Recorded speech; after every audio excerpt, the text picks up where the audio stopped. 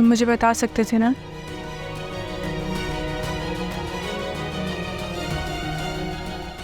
मैंने बताया था, याद करो तानिया, मैंने बताया था।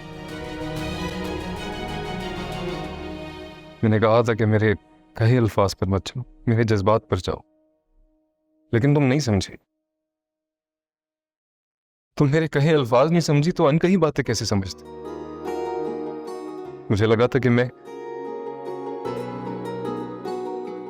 कहूंगा कि इस बात को यहीं छोड़ दो तो तुम छोड़ दोगी, लेकिन पर मैं नहीं छोड़। हालात भी तो ऐसे थे ना। ऊपर से ये तो मैं कॉल्स पे कॉल्स कर रही थी, मैसेजेस पे मैसेजेस किए जा रही थी, और तुम इसे छुप छुप के मिल रहे थे। तुम मुझे बताओ मैं क्या समझती। और वो मैसेज नहीं, मुझे बाकी ये लगा था कि तुम उसके साथ जाने का इरादा कर रही हो।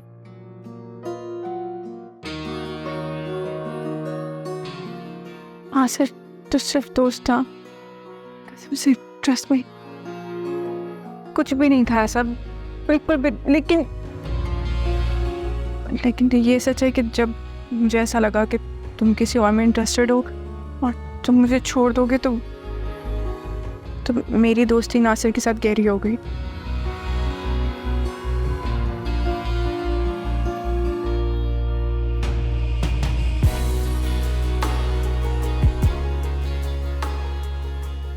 शायद हालात हम दोनों के लिए ठीक नहीं थे,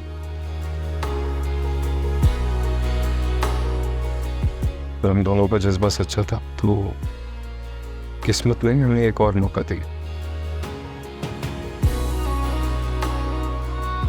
आता हूँ इन 2 महीनों में जो मैंने तुम्हारे साथ गुजारे हैं, ऐसे लगता है कि मैं तुमसे सर जितनी ही नाराज क्यों ना हूँ, लेकिन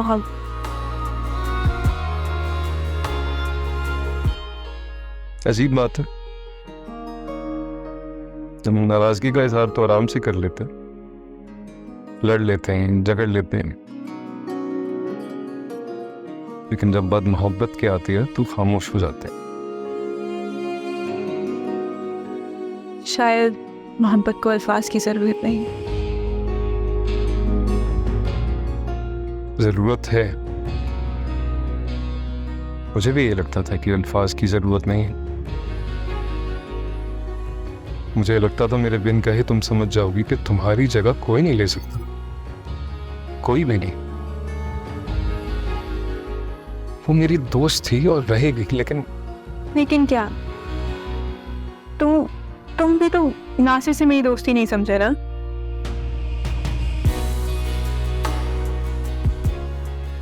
ठीक है रेम, तुमसे जो एक्सपेक्ट कर रहा था उस पर खुद पूरा नहीं उतरा तो शिकायत बनती नहीं। शायद हम दोनों ही एक दूसरे को नहीं समझ पाए।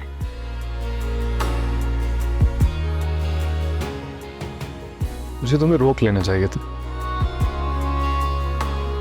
तुम जा रही थी, तुम्हारा हाथ थाम लेना चाहिए था, तुम्हें रोक लेना चाहिए था। और अगर मैं आज जा रही होती तो क्या?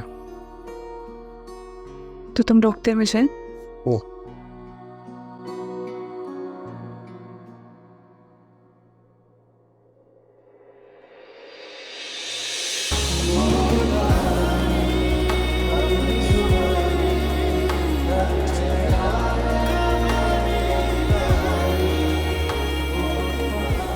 एक बार खो चुका हूं, तुम दोबारा नहीं खो सकता।